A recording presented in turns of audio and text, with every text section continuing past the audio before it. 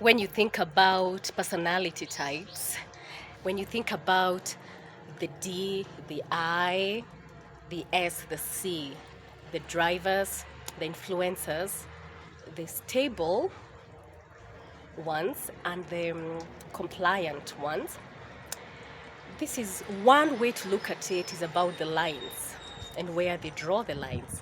So you find the D draws the line, giving themselves a lot of space, and the line is so far out where they draw it, and you have a very small room to operate from. They're very direct, very strict, and they don't give you a lot of wiggle room. If they want something, the time they give you, it's a bit squashed time-wise. The much they want from you is a lot, so you don't have a lot of wiggle room to negotiate what you want. They draw the line too far from themselves. Also, you don't feel like you can reach them. When you look at the eye, they just never know where the line is, so they never know when they're crossing the line, probably by lying or by insinuating something can be done, and they keep crossing that line, the line of how much they can promise, the line of where they can go, the line of how late they can be, if they should be late at all. And then when you look at the S, they're somehow supporting everybody else to keep within their lines. They don't even consider the lines that they can go beyond. They're so busy supporting everyone else to keep the line they're in.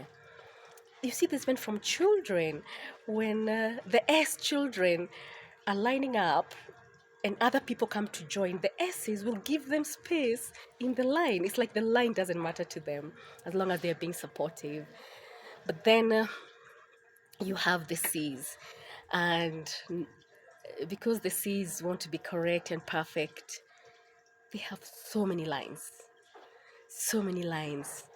They draw a line when it comes to food, they draw a line when it comes to dressing, a line when it comes to money, a line when it comes to time, a line when it comes to culture and religion. There's just so many lines. And therefore, they are the most, they constrict themselves within their own lines, which they call standards, more than anybody else. Now, remember, all this is important because if you're a manager, then you are the one showing people where their lines are.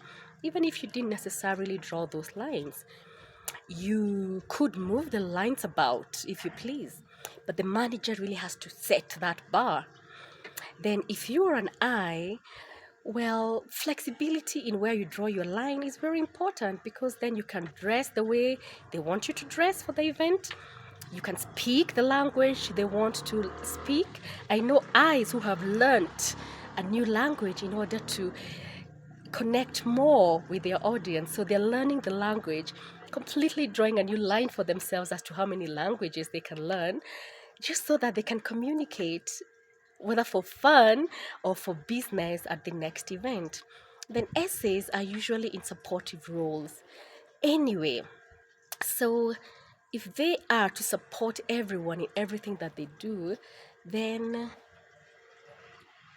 they are in essence helping us to keep to those lines.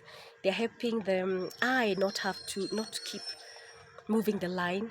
They're helping the D to not really squeeze people by drawing the line too close to everyone. And they're also helping the C to go beyond all these lines and, ease up and act. Speaking of which, another analogy then would be stairs, taking the stairs. So eyes are very fast, so they go up and down the stairs, up and down the stairs. So they're not constantly moving up the ladder. They seem to just go up, come down, go up, come down, and very fast. They say something, whew, they're down the stairs. Say something else, they're up the stairs.